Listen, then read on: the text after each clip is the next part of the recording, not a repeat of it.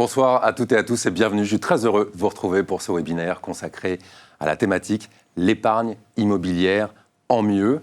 Vous qui êtes client ou futur client Yomoni, le principe est très simple. On est ensemble pendant 45 minutes pour échanger, pour partager avec vous nos convictions. Et petit plus, pour ce webinaire, vous pouvez nous suivre en direct sur LinkedIn. Alors j'ai le plaisir d'avoir à mes côtés Sébastien Dornano. Bonsoir Adrien. Bonsoir, vous êtes le président de Yomoni. On va parler d'une nouvelle innovation, une nouvelle innovation chez Yomoni, il y en a toujours.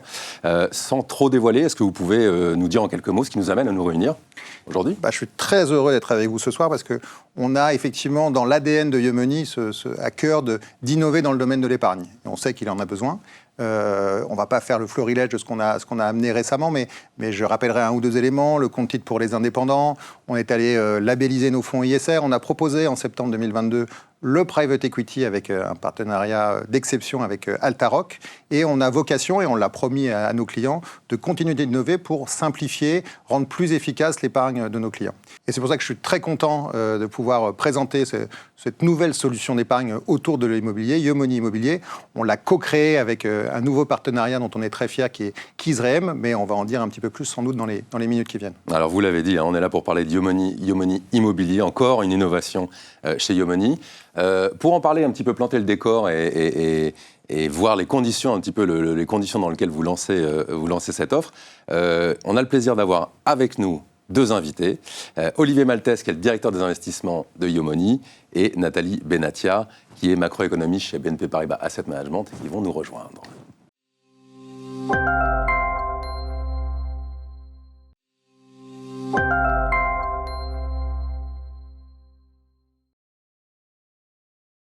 Nathalie Benatia, Olivier Maltès, bienvenue, merci beaucoup d'être avec nous.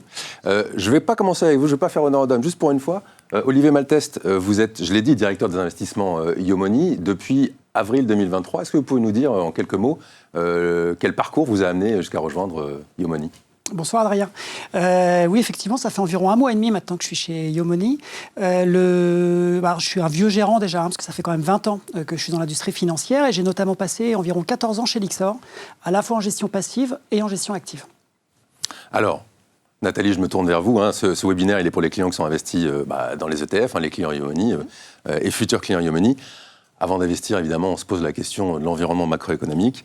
Est-ce que vous pouvez nous dire en quelques mots quelles sont les grandes tendances macroéconomiques qui ont marqué le trimestre passé ? Alors, s'il fallait choisir un mot, ce serait volatilité. Comme en 2022, et comme en 2022, une volatilité sur les marchés qui s'est exprimée davantage sur les obligations gouvernementales que sur les actions. Une première chose. Une deuxième chose, cette volatilité, c'est vraiment le mot-clé, a également été vue autour du scénario économique. C'est-à-dire que les économistes ont encore plus que d'habitude des difficultés à se mettre d'accord sur un scénario économique. Et ça, bien sûr, ça entraîne des variations très importantes sur les anticipations en termes de politique monétaire qui finalement bouclent et ajoutent de la volatilité sur les marchés financiers. Alors, scénarios sur lesquels les économistes ne sont pas d'accord, quels sont justement ces scénarios qui recueillent la majorité, si vous voulez, des opinions des économistes, même si elles sont divergentes ? Alors, un scénario qui est vraisemblablement le plus probable, qui est d'ailleurs celui que nous mettons en œuvre dans notre allocation d'actifs chez BNP Paribas Asset Management, est celui d'une récession qui serait, non pas provoquée, mais qui résulterait du resserrement monétaire qui a été mis en place depuis le milieu de l'année dernière par les grandes banques centrales des pays développés, la Réserve fédérale américaine d'abord, et la Banque centrale européenne qui lui a emboîté le pas en juillet dernier. Donc, les études montrent que même si les banques centrales font tout pour éviter cette situation, il n'y a pratiquement pas d'exemple historique où elles sont arrivées à faire baisser l'inflation sans que cela aboutisse à une récession qui pourra être modérée, c'est d'ailleurs notre scénario, mais malgré tout une récession qui se traduira également par une légère augmentation du chômage, notamment aux États-Unis. Ça, c'est le premier scénario. Alors, en face de ce scénario de récession modérée, qui est celui que vous privilégiez, d'autres scénarios qu'on voit chez vos pairs ? Oui, alors il y aurait le scénario le plus sympathique, bien sûr, qui est celui du fameux atterrissage en douceur, mais qui relève plus du vœu pieux que de la réalité. Ce scénario d'atterrissage en douceur, l'inflation ralentit doucement, naturellement, et la croissance ralentit, mais sans que les économies se retrouvent dans une situation de récession. Puis on a deux scénarios un petit peu outsiders. Alors un qui fait très peur, un qui serait le pire, ce qui est la stagflation, c'est-à-dire l'inflation reste durablement élevée et en parallèle l'activité ralentit. On se doute que pour toutes les classes d'actifs, ce n'est pas une bonne nouvelle, ce ne serait pas une bonne nouvelle. Et puis le scénario qui est également le plus outsider des outsiders, ce serait de voir l'activité repartir, l'activité mondiale repartir, notamment grâce à la réouverture de l'économie chinoise. Alors à ce propos, encore une fois, ce n'est pas notre scénario central, mais on est relativement confiant, on est même optimiste sur ce que va donner l'économie chinoise pour cette année 2023. Et bien évidemment, cette économie chinoise qui repart après l'abandon de la stratégie zéro Covid, c'est une économie qui va tirer l'ensemble de l'Asie émergente. Et donc on pourrait très bien assister dans les trimestres qui viennent à un découplage entre cette Asie émergente et les pays développés qui, encore une fois, seraient dans cette récession modérée. Alors, autour des scénarios que vous présentez, quelles sont les actions, quelles sont les interventions des banques centrales? On comprend bien quel est l'objectif, leur souhait. Comment est-ce qu'elles essayent de faire en sorte que cet atterrissage en douceur ait lieu? Alors, les banques centrales, justement, sont confrontées à divers éléments. D'abord, une inflation qui a été très élevée, qui a surpris tout le monde et, c'est-à-dire malheureusement, également les banquiers centraux, qui a surpris tout le monde, une inflation qui a retrouvé à peu près partout dans le monde des niveaux qui n'avaient plus été vus depuis 40 ans. Donc c'était une situation, non pas inédite, mais qu'on avait eu le temps d'oublier. Donc confrontés à cette situation, les banques centrales sont retournées voir leur fiche de poste, et dans leur fiche de poste, il y a ramener l'inflation vers 2%. Pour ramener l'inflation vers 2%, on prend ces vieux livres d'économie et on se dit il va falloir remonter les taux. C'est ce qu'elles ont fait d'une façon relativement agressive, puisque depuis mars 2022, la Banque centrale américaine, la Réserve fédérale, a augmenté ses taux de 5,25%. Donc un chiffre significatif et un niveau de taux dans l'absolu significatif. Et la Banque centrale européenne, même si elle a mis un petit peu plus de temps à décider cette remontée des taux, elle a depuis juillet dernier augmenté ses taux de 375 points de base. Pardon. Donc ça nous fait une action, encore une fois significative, qui commence timidement à avoir des effets sur l'activité, et notamment, puisque c'est un petit peu le but là aussi de cette politique monétaire restrictive, notamment sur la distribution de crédit. Et à propos de la distribution de crédit, ça peut valoir le coup d'insister sur ce point. Qui dit crédit dit banque, et depuis le mois de mars, on a vécu des turbulences sur le secteur bancaire, essentiellement aux États-Unis, uniquement sur ce qu'on appelle les banques régionales américaines. Alors, on parle de petites banques régionales, ce sont quand même des établissements CT, des établissements d'une taille assez importante, et donc qui ont fait faillite, qui ont cessé leur activité.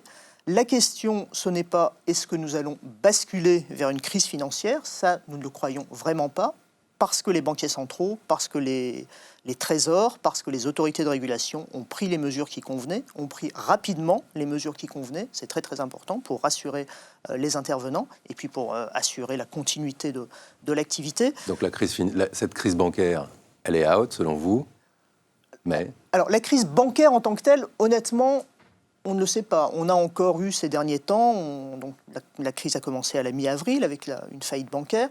Elle s'est poursuivie La crise a commencé à la mi-mars avec une première faillite bancaire. Elle s'est poursuivie en avril avec des alertes. Peut-être va-t-elle se prolonger encore un petit peu au mois de mai. Mais ce qui est important, c'est que peut-être qu'on sera amené à parler de crise bancaire quand on reprendra l'historique de cette année 2023. Mais on ne parlera certainement pas de crise financière puisqu'encore une fois, les mesures ont été prises.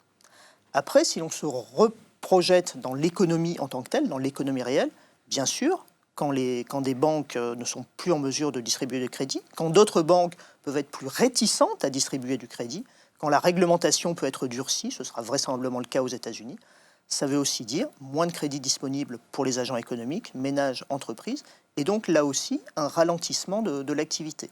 Finalement, tout se passe comme si ces turbulences bancaires plutôt, faisaient en partie le travail des banques centrales.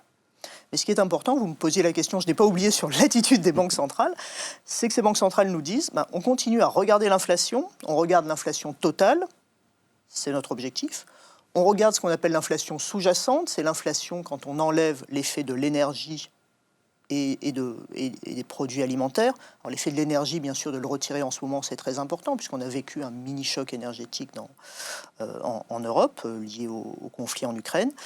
Donc ça, c'est un indicateur que les économistes connaissent bien, cette inflation sous-jacente. Et puis, ce que les banques centrales nous disent depuis quelques mois, passé. On regarde également l'inflation dans les services. Et pourquoi ça ? Parce que ce qui préoccupe les banques centrales derrière cette histoire d'inflation dans les services, c'est aussi l'état du marché du travail et d'éventuelles pressions salariales. C'est ce que la Banque centrale européenne appelle les effets de second tour. Pour le moment, elle ne les a pas constatés, mais c'est très certainement quelque chose qu'elle surveille. Et donc, ce que les banques centrales nous disent, c'est on a monté les taux d'une façon raisonnable, on va sans doute bientôt s'arrêter. C'était le sens du message de Jérôme Powell, le patron de la Réserve fédérale américaine, début mai. Du côté de la Banque centrale européenne, Christine Lagarde a dit qu'elle allait poursuivre la hausse des taux. Mais surtout, ce qui est important, c'est que les banques centrales sont en train de crier, on va peut-être faire une pause, mais on ne va pas faire ce qu'attendent, ce que reflètent les marchés à terme, c'est-à-dire baisser très très rapidement nos taux directeurs. On va attendre de constater le reflux de l'inflation. Écoutez, merci pour cette analyse. En écho à cette analyse, j'ai envie de me tourner vers vous, Olivier Malteste.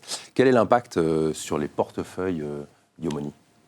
Alors, on va regarder l'impact sur les portefeuilles et les performances depuis le début de l'année. Et en écho à ce que disait Nathalie, je suis tout à fait d'accord avec elle sur le fait que par rapport à 2022, un point qui reste le même qu'en 2022, c'est la volatilité, notamment sur les marchés obligataires. Par contre, la grosse différence par rapport à 2022, c'est cet effet corrélation et décorrélation entre les actifs obligataires et les actifs actions qui est revenu. Lorsqu'on regarde les performances, 2023 s'inscrit dans la suite de la continuité de 2022 et je pense que c'est aussi important pour nos clients de s'arrêter aussi un petit peu sur 2022 avec des performances qui ont été fortement négatives et surtout des performances qui ont été à partir du profil P6 relativement plat entre le P6 et le P10 avec aux alentours de moins 18% sur cette performance-là. Ça, c'est vraiment lié à l'absence de décorrélation telle qu'on l'a normalement entre les actions et les obligations qu'on a pu percevoir en 2022. Donc la vraie question, lorsqu'on est gérant, c'est de se demander si ce phénomène-là est uniquement transitoire ou est-ce qu'il est permanent, ce qui remettrait en cause notre modèle. Et l'année 2023 montre bien, avec le retour de la décorrélation, que c'était effectivement un phénomène transitoire dû à la violente remontée des taux qu'on a pu observer en 2022, mais qu'on repartait maintenant sur des bases normales en termes de gestion diversifiée. Et donc l'année 2022, qui est une année difficile pour l'industrie de la gestion diversifiée dans son ensemble, maintenant semble derrière nous. Et on peut regarder maintenant, de manière un peu plus sereine, les performances de 2023 et les perspectives sur le comportement des marchés financiers, des allocations diversifiées, telles que nous le déployons chez Yomoni. Écoutez, merci beaucoup pour cette analyse. On le dit toujours, ne pas mettre tous ses œufs dans le même panier. Eh bien, justement, on est là pour parler d'innovation avec Yomoni et d'innovation en matière d'immobilier, avec le lancement de Yomoni Immobilier. Alors, merci beaucoup, Nathalie. Merci beaucoup. Je vous propose maintenant de laisser la place à Grégory Nolla, qui est le directeur général du développement de Keys Reim et qui va venir nous parler avec Sébastien Dornano du lancement de cette offre en immobilier.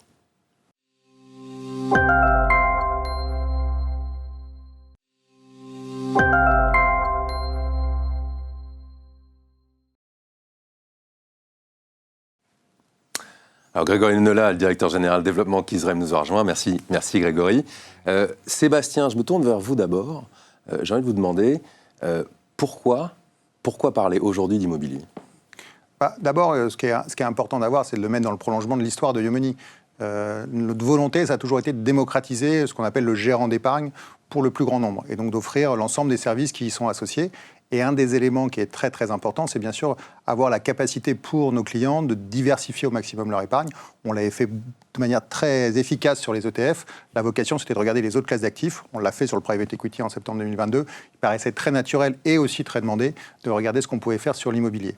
Après, un partenariat, une nouvelle solution, ça prend du temps. Il faut la construire, il faut la réfléchir, faire un cahier des charges qui soit précis. Et puis, dans le domaine de l'immobilier, rechercher le partenaire qui sera le plus légitime, le plus aligné avec nos valeurs, pour faire en sorte de co-construire cette nouvelle solution au service de nos clients. Et c'est là où on est très content d'avoir pu trouver Keys Reim et de l'avoir, après avoir audité une bonne partie de la place, et d'avoir identifié dans ce partenaire quelqu'un qui parlait le même langage que nous, qui avait les mêmes valeurs que nous, et avec une expertise dans ce qu'on va voir dans le détail, le private equity immobilier, qui nous paraissait source de fortes valeurs pour nos clients. Est-ce que peut-être c'est l'occasion de vous demander de présenter un peu Keys Reim, puisque Yomoni et Sébastien ont fait le tour du marché, comme il dit, pour regarder un petit peu tout ce paysage. Kizraim a été sélectionné. Qu'est-ce qui définit Kizraim? Comment est-ce que vous le présentez? Alors Kizraim est une société de gestion immobilière française qui a été créée il y a plus d'une dizaine d'années maintenant, qui effectivement fait ce que l'on appelle du private equity immobilier, c'est-à-dire qu'il va utiliser des techniques de gestion qui mélangent le private equity et l'immobilier, c'est-à-dire utiliser toutes les techniques autour du capital pour créer des projets de développement immobilier avec une stratégie de création de valeur, c'est-à-dire s'intéresser à plusieurs sujets différents, que ce soit développer des zones urbaines, développer des projets commerciaux, développer des endroits qui mélangent plusieurs usages, en ayant une certaine capacité à gérer le temps et les investissements qu'il faut produire pour créer cette valeur. Comment est-ce qu'on fait pour devenir un peu la référence du private equity immobilier, parce que Yomoni et vous êtes associés pour cette offre. Comment est-ce qu'on devient la référence? Alors je dirais que ça a été plusieurs choses. La première, un ADN que l'on partage avec Yomoni d'entrepreneurs, puisque cette société a été créée par deux entrepreneurs qui avaient déjà entrepris à plusieurs reprises. Donc là, ils ont réitéré une entreprise ensemble, mais avec aussi une fine connaissance du marché de l'immobilier français, savoir exactement comment fonctionnent ces cycles immobiliers et comment développe-t-on sur différentes périodes ou différentes approches je dirais, la valorisation d'un actif ou d'un projet. Savoir s'entourer aussi des bonnes équipes. Donc, Kizraim a investi pendant longtemps sur des équipes d'asset management, d'investissement, donc les équipes qui sont à la gestion des immeubles, à la gestion des projets, en ayant toutes ces compétences intégrées, a pu, sur plusieurs années, réussir à prendre beaucoup de projets en agglomération, et c'est aussi notamment concentré, c'est le dernier point, sur le fait d'aller là où on maîtrise nos marchés. Donc on s'est concentré avant tout sur les grandes agglomérations françaises, la centralité des grandes villes de notre territoire. Ça fait combien de temps que Kizraim œuvre sur ce marché? Depuis 2011. Depuis 2011, donc ça fait un peu plus de 10 ans. Et peut-être il faut le préciser un petit peu pour nos auditeurs et pour les clients et futurs clients Yomoni, c'est que ce marché de l'immobilier, en fait, a été depuis 10 ans fortement investi par tous les acteurs traditionnels de la gestion d'actifs. Donc c'est un mouvement qu'a connu toute l'industrie, si vous voulez. Tout à fait. Et tous les grands acteurs français, européens, anglo-saxons ont fortement développé cette activité, développé des équipes et autres. Et c'est Kizraim qui a été sélectionné par Yomoni. Et Adrien, je me permets, je rajouterais un point qui était important et qu'on a vraiment bien explicité dans le cahier des charges, c'est le fait qu'on voulait vraiment qu'il y ait une dimension très ESG dans le domaine et dans les choix qui seront faits dans ce portefeuille. Et Kiz a développé depuis plusieurs années, en tout cas, une vraie avance de phase sur ces sujets-là, que ce soit en direct ou en analyse du marché. Et je pensais qu'on a considéré vraiment que c'était une partie très importante dans notre engagement d'avoir un partenaire qui soit extrêmement mieux-disant sur ce sujet-là. Et en tout cas, Kiz nous a complètement convaincus. Durabilité, effectivement, des investissements pour le compte de nos investisseurs. Alors ça, c'est l'esprit. Alors vous lancez conjointement Yomoni Immobilier. Je vous pose la question à vous deux. Qu'est-ce que c'est concrètement Yomoni Immobilier pour un client, futur client? Alors, si on raisonne vraiment au niveau du client et ce que connaît les clients Yomoni, c'est qu'au sein de leur assurance vie, ils vont pouvoir souscrire à un profil immobilier via ce qu'on appelle Yomoni Immobilier et qui va leur permettre d'investir une partie des actifs qu'ils nous confient dans un portefeuille extrêmement diversifié, co-construit et piloté pour le coup et géré par Kiz. Donc une société civile, qui est donc une solution immobilière que l'on retrouve en contrat d'assurance vie, enveloppe assurance vie, ou qu'on peut retrouver dans d'autres formats comme le point épargne retraite, qui est également une enveloppe assurance vie. C'est une solution qui a été développée avant tout pour les assureurs, pour leur permettre justement de mieux gérer la liquidité pour le compte de leurs clients, leurs fameux épargnants. Et effectivement, ce qui est intéressant dans ce format de produit, c'est la grande flexibilité que ça permet de pouvoir, gérer, travailler au quotidien à l'intérieur en termes de gestion et de pouvoir s'ouvrir à une panoplie assez large d'options de travail, qui était donc le cahier des charges notamment de Yomoni, qui était très spécifique, qui était très personnalisé, qui a été effectivement un sujet très important de faire quelque chose qui n'existe pas par ailleurs, ça je tiens à le préciser, le côté innovation et ne pas répliquer quelque chose qui existe déjà. Et on a co-construit ensemble cette unité de compte avec à l'intérieur quelque chose qui est bien unique et qui correspondra uniquement à une approche Yomoni. Oui, mais vous avez parlé, pardon, je vous interromps, vous avez parlé justement de société civile et de la flexibilité. Oui. Mais alors, il y a d'autres supports, il y a d'autres solutions possibles. Pourquoi, enfin je pense au SCPI, pourquoi avoir fait le choix de la société civile? Qu'est-ce que ça amène comme... Alors la différence, c'est que d'abord, on n'est pas tout seul à décider. On a un assureur qui travaille avec nous. Les assureurs aujourd'hui sont plutôt enclins à aller de l'avant sur les unités de compte immobilières de type société civile, puisqu'elles offrent en fait une plus grande diversification, une plus grande capacité de gérer la liquidité. On a ce qu'on appelle le socle de liquidité à l'intérieur d'une unité de compte. Et bien évidemment, ils souhaitent qu'il y ait le plus de capacité de travail possible, la SCPI en ayant un certain nombre, mais moins que les unités de compte. Voilà, j'essaie de simplifier pour ne pas rentrer dans les détails. Et donc ça a l'avantage, moi ce que je trouve très intéressant, c'est l'avantage d'avoir pour moi le meilleur des deux mondes, c'est-à-dire des actifs en direct, qui sont fondamentaux et que Keys Reim sait parfaitement sélectionner et gérer. Et puis derrière, avec l'extrêmement forte compréhension du monde immobilier, choisir, vous parliez des SCPI, sans doute des supports de cette nature-là pour aller diversifier. Ça a toujours été le message sur les ETF, ça le reste sur l'immobilier. C'est un des messages qu'on a fait vraiment passer dans le cahier des charges, c'est d'avoir un profil très très diversifié, aussi bien en termes de type de bien qu'en zone géographique, qu'en nature de projet. Et c'est un peu ça qui va faire la différence. Moi, je rajouterais des points, parce que je sais que ça intéresse beaucoup nos épargnants et nos clients, et ils en ont l'habitude. C'est qu'en termes de frais, on ne prend pas de frais d'entrée, on ne prend pas de frais de sortie. On a limité les frais de l'ensemble de la solution à 2,9%. Et quand je dis 2,9%, c'est que j'intègre aussi les frais de l'assurance vie. N'oublions pas que classiquement, il y a les frais de la SCPI ou de la SC, mais quand on les intègre dans une assurance vie, on doit cumuler de manière totalement transparente. C'est 2,9% en intégrant tous les frais. Et on a un objectif, on s'est fixé un objectif de rendement de 4,9%. Là aussi, tout compris, en prenant en compte les frais de l'assurance vie, puis les frais de la société civile. Donc une grande lisibilité. Alors je comprends bien, donc cette société civile, la flexibilité que ça apporte, la diversification et donc des poches d'investissement qui peuvent être variées.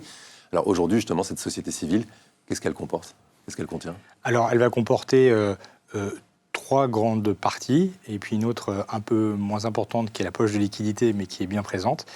La première partie, on retrouvera ce que l'on appelle les fonds professionnels, donc, qui sont notamment les produits que Keys Reim propose à ses investisseurs. Ce sont des fonds qui sont accessibles en général à partir de 100 000 €.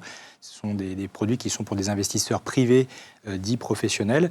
Et là, effectivement, on retrouvera certains de nos fonds à l'intérieur de la société civile YIMO. Ça, c'est la première chose. Deuxième chose, on a effectivement la capacité d'aller chercher des actifs en direct, donc d'aller choisir des opérations immobilières de différentes natures, peut-être des actifs de bureau, des actifs d'hôtellerie, des actifs de commerce, des actifs qui correspondent à des usages, puisque c'est une des thématiques sur lesquelles nous sommes reconnus. Et puis, comme le disait Sébastien, d'aller chercher des tiers gérants, des sociétés qui sont expertes sur un domaine, que ce soit au travers de SCPI, que ce soit au travers d'OPCI grand public ou à travers d'autres fonds européens, puisque nous ne sommes pas les seuls en France à faire des fonds grand public. Il y a également des produits qui existent en Europe. Et donc, on va s'intéresser à des tiers gérants qui vont proposer des alternatives intéressantes et venir composer ensuite ce que l'on appelle une allocation, donc répartie autour de ces 3 domaines, sans oublier le fait qu'on peut également ajouter des produits de type obligations immobilières, puisque c'est des sujets en ce moment qu'on voit passer qui sont très intéressants, avec des rendements assez dynamiques, on va les qualifier de dynamiques, et une poche de liquidité qui est bien évidemment extrêmement importante pour le compte de l'assureur et de ses assurés. Donc vous l'avez dit, je répète, Yomoney Immobilier, c'est l'offre que vous lancez, et en investissant, on investit dans des parts de cette société civile qui s'appelle YIMO. Vous l'avez dit, YIMO ou YIMO? YIMO, voilà, parce que vous l'avez cité, je voulais préciser. Alors justement, à qui vous adressez-vous, qui aujourd'hui visez-vous, à qui proposez-vous, à quel profil de clients, à quel profil, avec quel horizon de temps? Comment est-ce que vous avez pensé cette offre? Alors, un des éléments importants déjà pour ce lancement, c'est qu'on a souhaité privilégier d'abord nos clients. Ceux qui nous font confiance, qui ont fait le succès de Yomoney, qui sont fidèles. Et on a souhaité d'abord leur privilégier ces épargnants et en leur proposant en avant-première cette offre-là. On diversifiera et on ouvrira au plus grand nombre au courant de l'année 2023. Mais pour l'instant, elle est effectivement réservée à ceux qui ont déjà investi en ETF à nos côtés. En termes de risque, elle se situe entre le fonds euro et le marché action, si je devais caricaturer.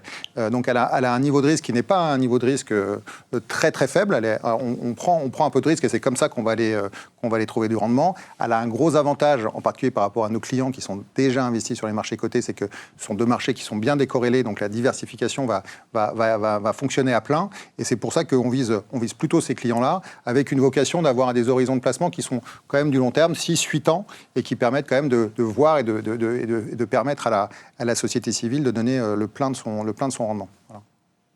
Alors, je pense qu'en matière d'immobilier, je pense que quel que soit son niveau de sophistication, son implication, son degré d'investissement déjà dans cette classe d'actifs, on sait que ce sont les biens qui font la valeur de l'immobilier. Dans quel bien, concrètement, est-ce que la société civile YIMO investit ? Alors, comme le disait Sébastien, on va d'abord s'attacher à avoir des biens qui sont durables, c'est-à-dire qu'on va aller déjà sur des actifs bien particuliers et bien spécifiques qui vont répondre à des critères ou des contraintes selon de quel bord on se situe, environnementales et sociétales. Ça, c'est extrêmement important. La seconde chose, c'est effectivement de regarder les usages de chacun de ces actifs, dans quelle mesure ils s'inscrivent dans les usages du quotidien à l'intérieur du quartier ou de la zone urbaine dans laquelle se situent ces actifs. Et donc là-dessus, on est assez flexible. On ira chercher des actifs de bureau, des actifs de commerce, de l'hôtellerie ou des actifs, ce que l'on appelle en anglais mixed use, qui mélangent plusieurs usages, puisque ça, c'est des choses qu'on voit de plus en plus sur le marché. Donc les premiers actifs sur lesquels on a positionné notre on va dire, capacité d'investir avec Yomoni sont autour de ces thématiques-là. Là, je ne peux pas vous donner précisément quelque chose avec une adresse et un numéro de rue, mais on en a parlé ensemble et on est d'accord pour aller sur ces directions-là. Et peut-être ce qui est intéressant, c'est de donner un ou deux exemples peut-être un peu emblématiques de ce que vous avez déjà fait, parce que c'est vrai qu'il y a des exemples qui... Oui, pourquoi est-ce que finalement Yomoni a sélectionné Kizrem ? Oui, alors on a effectivement fait des choses intéressantes, puisque nous ne sommes pas spécialisés sur un domaine. On a à peu près 30% de bureaux, donc dans les bureaux, on a fait de très belles choses, notamment à Bordeaux, sur les anciens docks, qui sont devenus aujourd'hui un des quartiers les plus en vue pour ceux qui connaissent Bordeaux et qui habitent Bordeaux. Les halles de Bacalan ou les docks sont aujourd'hui des produits et des projets qui ont été développés par Kiz et ensuite revendus à certains de nos confrères. Nous avons également développé sur plusieurs villes, que ce soit Lyon, Confluence ou Nantes, proche de la gare de TGV, des actifs de bureaux, mais on s'est également spécialisé depuis de nombreuses années sur l'hôtellerie. On a réalisé quelques très belles opérations, notamment avec le groupe Accor, avec lequel on a un partenariat. Des enseignes Mama Shelter, notamment un peu partout en France, sont détenues ou exploitées par certains de nos fonds d'investissement. J'ai vu une photo très intéressante des Vaux de Cernay. Pour les franciliens qui connaissent, c'est une abbaye qui a 500 ans, qui était un hôtel, qui a été totalement repris et reconfiguré, qui sera prochainement exploité par l'enseigne Paris Society, qui est une entreprise détenue par le groupe Accor et qui est spécialisée dans le lifestyle plutôt haut de gamme. Mais on a également des projets de commerce très intéressants. On est avec le groupe et la famille Galeries Lafayette, propriétaire encore d'un certain nombre d'enseignes, en train de développer à Lyon et rénover totalement ces galeries qui sont les plus anciennes de leur groupe. Et donc, voilà, on va ouvrir un espace totalement dédié à la vie dans un quartier qui a été totalement régénéré. Je crois que ce qui caractérise Yomoni, c'est la sélection, la diversification, votre capacité chez Kizrem à être investi sur ces différents secteurs de l'immobilier qui ont des logiques chacune différentes. C'est certainement ce qui fait un de vos forts atouts et qui explique ce partenariat que vous présentez aujourd'hui. Sébastien, un client Yomoni qui investit sur les ETF a quantité d'informations pour suivre l'évolution de son portefeuille, pour avoir des informations d'économie, macroéconomie, un petit peu sur les tendances, et donc peut se faire une idée de la direction un petit peu du marché. Quand on vient à l'immobilier, on est sur une classe d'actifs qui est un petit peu différente. Quel niveau d'information est-ce qu'on a est-ce qu'on peut espérer recevoir? Avec quelle fréquence? Comment est-ce qu'on aborde? Je me mets à la place du client Yomoni. Je sais ce que, sur une classe d'actifs actions, si vous voulez, je suis abreuvé d'informations sur de l'immobilier. ça se présente de manière un peu différente. Alors l'immobilier, ça faisait partie du cahier des charges aussi, sur lequel on avait échangé avec Keys, c'est de fournir le maximum de transparence par rapport à ce qui va être détenu par la société civile. Et donc on va faire tout ce qu'on pourra pour faire du ligne à ligne et montrer ce qu'il y a au sein du portefeuille, et surtout pour chaque actif essayer de préciser un petit peu à la fois quelques chiffres fondamentaux, mais aussi la démarche, et là je reviens toujours sur la durabilité, la démarche qu'initie Keys par rapport à ces différents biens. Donc cette transparence-là, elle sera au fil de l'eau, au fur et à mesure que le portefeuille va vivre. Il y a plusieurs éléments, il y a bien sûr la valorisation de la société civile, mais il y a aussi la mise à jour, et grosso modo, on estime que trimestriellement, on fera un point d'étape et on fournira toute l'information nécessaire et suffisante pour que les investisseurs dans Yomoni Immobilier soient tout à fait au fait de ce qu'il y a dans leur portefeuille, de la manière et la stratégie qu'on est en train de déployer et que Grégory a évoqué à l'instant. Alors, vos clients Yomoni ont accès à Yomoni Immobilier.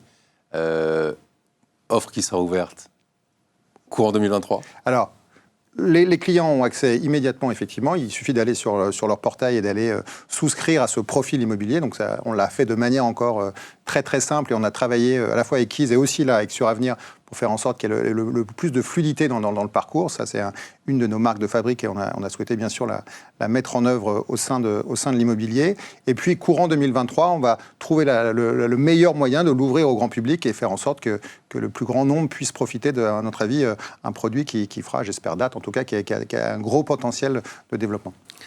Alors, il y a une question, il y a des commentaires et des questions qui reviennent souvent, et c'est très naturel en matière d'investissement, et évidemment, sur le sujet, notamment, j'en ai deux, mais un commentaire qui vient énormément sur le momentum. Est-ce que c'est le bon moment pour investir dans l'immobilier ? Très bonne question. Alors, c'est le bon moment pour investir sur le marché de l'immobilier, oui, et pour plusieurs raisons. La première, ça n'a échappé à personne que depuis plusieurs mois, on va dire depuis la fin du deuxième semestre 2022, il y a beaucoup de marchés, on parlait des marchés européens, qui ont corrigé, qui ont modifié leur valeur, notamment grâce ou à cause de la remontée des taux. Chacun y verra son intérêt. La France n'y a pas échappé, et on le sait, on le voit aujourd'hui sur certains sujets comme le résidentiel, il y a des modifications qui sont en train d'être faites sur certains marchés des prix. Donc c'est une opportunité pour les acheteurs. Et concrètement pour nous, c'est une bonne opportunité pour entrer, puisque sur les sujets sur lesquels nous allons investir avec cette société civile, on a également les mêmes opportunités qui s'offrent à nous, qui se présentent à nous, c'est-à-dire des actifs qui ont, je dirais, de nouvelles valeurs ou des nouveaux projets intéressants qui sortent avec de nouvelles valeurs. Donc c'est un marché qui nous ouvre plus de perspectives de travail avec un peu moins de concurrence. Et donc c'est pour ça que c'est le bon moment d'y aller. D'ailleurs, je veux corriger juste une chose, parce que j'ai dit que Yomoni Immobilier sera accessible, mais Yomoni Immobilier, l'offre est accessible et elle est en ligne. Et d'ailleurs, ça donne lieu à des commentaires, évidemment, un petit peu surpris parce qu'on les a cités, mais en rapport avec ces frais d'entrée et ces frais de sortie. Vous l'avez dit, pas de frais d'entrée, pas de frais de sortie et des frais de gestion ? Je confirme, pas de frais d'entrée, pas de frais de sortie, et les frais de gestion en totalité, en incluant l'assurance vie et l'ensemble des frais de la société civile, qui ne dépasseront pas 2,9%. Bon, écoutez, au moins, ça a été dit et clairement dit. Écoutez, messieurs, merci beaucoup. Un grand merci à vous pour ces échanges. Vous l'avez compris, pour avoir le meilleur de l'immobilier au meilleur prix, il vous suffit de vous rendre sur votre espace client. Et en quelques clics, si vous êtes client, si vous ne l'êtes pas encore, vous pouvez toujours ouvrir une assurance vie et le devenir. En ligne, sur le site web, par chat, par mail, vous pouvez contacter les équipes Yomoni et pour ouvrir cette assurance vie Yomoni ou investir dans cette offre Yomoni Immobilier qui est déjà à votre disposition. Merci beaucoup d'avoir suivi ce webinaire. Merci. Merci messieurs, et à bientôt. Bonne soirée.